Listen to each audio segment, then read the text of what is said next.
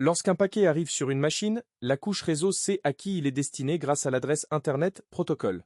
Mais cette machine fait tourner simultanément un navigateur web, un client de messagerie, un serveur de fichiers, une application de chat. Comment savoir quel programme doit recevoir ce paquet?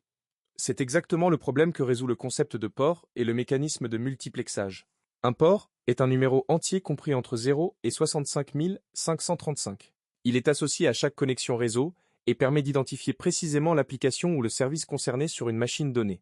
Concrètement, quand vous tapez une adresse web dans votre navigateur, votre ordinateur envoie une requête vers l'adresse Internet protocole du serveur distant, mais aussi vers un port précis de ce serveur.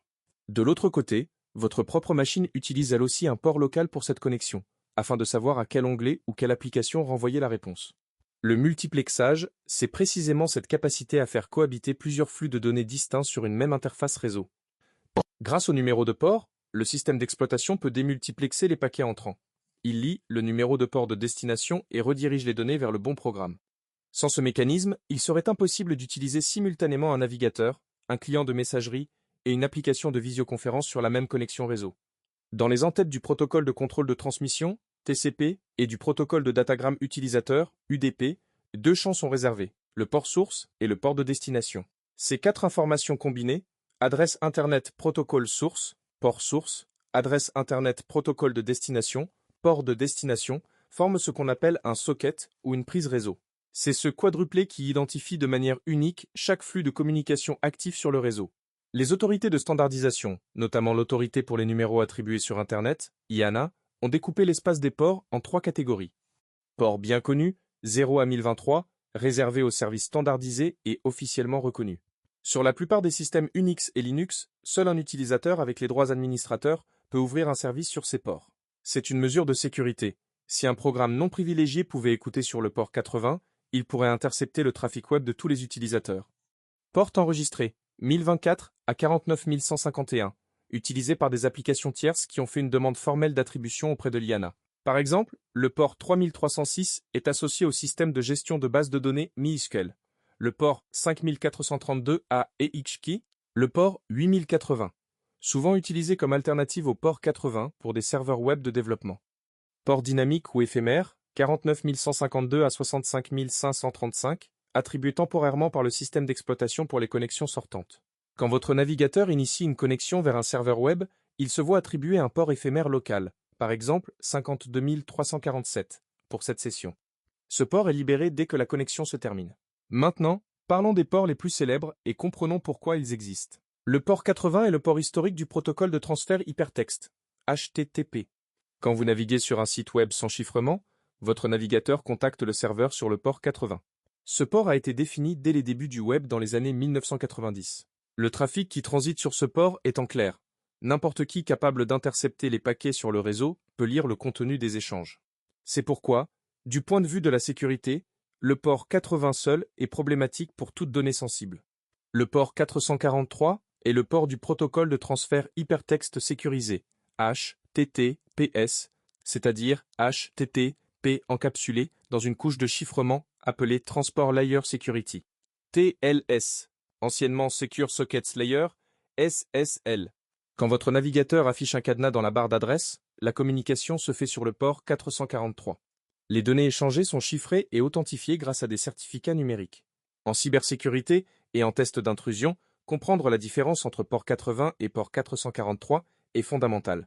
Un serveur qui expose les deux ports peut présenter des risques si HTTP redirige mal vers HTTPS, ou si certaines routes restent accessibles en clair. Le port 53 est le port du système de nom de nommé, DNS.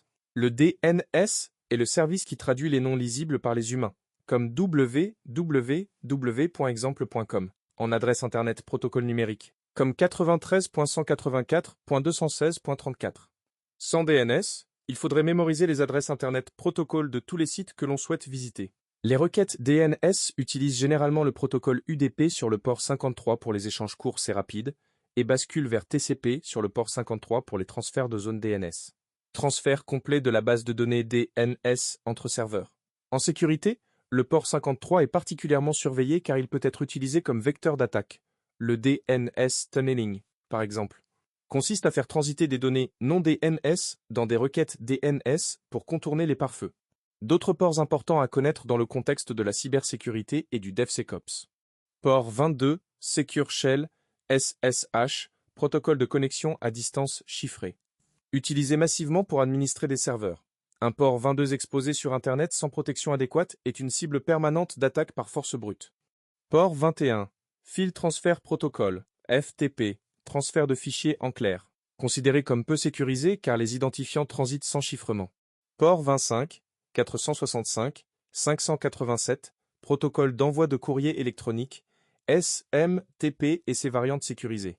Le port 25 est souvent bloqué par les fournisseurs d'accès pour limiter l'envoi de spam. Port 110, 995, réception de courrier électronique via Post Office Protocol, POP3 et POP3 sécurisé. Port 143, 993, réception de courrier électronique via Internet Message Access Protocol, IMAP et IMAP sécurisé. Port 3389, Remote Desktop Protocol, RDP, accès bureau à distance sur les systèmes Windows. Fréquemment ciblé par les attaquants. Port 8080, 8443, alternative courante au port 80 et 443 pour des serveurs web de développement ou des applications qui tournent sans droits administrateurs. Du point de vue d'un test d'intrusion, le scan de port est l'une des premières étapes de la phase de reconnaissance. Un outil comme NAP permet de découvrir quels ports sont ouverts sur une cible, et donc quels services sont potentiellement accessibles et attaquables. Un port ouvert signifie qu'un service écoute et attend des connexions. Un port fermé indique que rien n'écoute mais que la machine répond. Un port filtré signifie qu'un pare-feu bloque les réponses et que l'état réel est inconnu. Il est important de comprendre qu'un service peut écouter sur n'importe quel port, pas nécessairement le port standard. Un administrateur peut décider de faire tourner un serveur SSH sur le port 2222 plutôt que les ports 22, ou un serveur web sur le port 8080. Cette pratique, appelée Security through Obscurity, sécurité par l'obscurité, ne constitue pas une vraie protection. Un attaquant qui scanne tous les ports trouvera le service. Elle peut cependant réduire le bruit des scans automatisés peu sophistiqués. Le multiplexage en pratique. Imaginez que votre ordinateur charge simultanément 3 pages web différentes sur 3 onglets de votre navigateur. Ce produit, on les y rapportait à l'AIFI, et je soutiens ce que nous sommes appelés à la Corban. Pour chacune de ces connexions, votre système crée un socket distinct, avec un port éphémère différent. Les réponses des serveurs arrivent toutes sur la même interface réseau, mais chaque paquet porte le numéro de port éphémère de destination correspondant à la connexion initiale. Le système d'exploitation lit ce numéro et redirige les données vers le bon onglet du navigateur. C'est le multiplexage en action. En matière de DevSecOps et d'intégration continue, la connaissance des ports est essentielle lors de la configuration des pare-feux, des règles de sécurité des groupes dans les environnements cloud, et lors de l'analyse des résultats des outils de test de sécurité dynamique. Un scanner de type DAST, test de sécurité applicative dynamique, va sonder les ports ouverts d'une application déployée pour identifier les surfaces d'attaque exposées. Une règle de pare-feu mal configurée qui laisse ouvert le port 3306, base de données MySQL, sur Internet est une vulnérabilité critique immédiate. Pour résumer les points essentiels à retenir. Un port est un numéro, 0 à 65 535, qui identifie un service ou une application sur une machine. Le multiplexage permet à plusieurs applications de partager la même connexion réseau grâce au port. Un socket est défini par 4 éléments, adresse source, adresse destination, port destination. Les ports 0 à 1023 sont réservés aux services standards et nécessitent des droits élevés pour être utilisés. Port 80 égale HTTP, non chiffré. Port 443 égale HTTPS, chiffré. Port 53 égale DNS. En test d'intrusion, le scan de port est fondamental pour cartographier la surface d'attaque. Un service peut écouter sur un port non standard, mais cela ne constitue pas une vraie mesure de sécurité. La connaissance des ports standards est indispensable pour configurer correctement les pare-feux et les politiques de sécurité dans un contexte DevSecOps.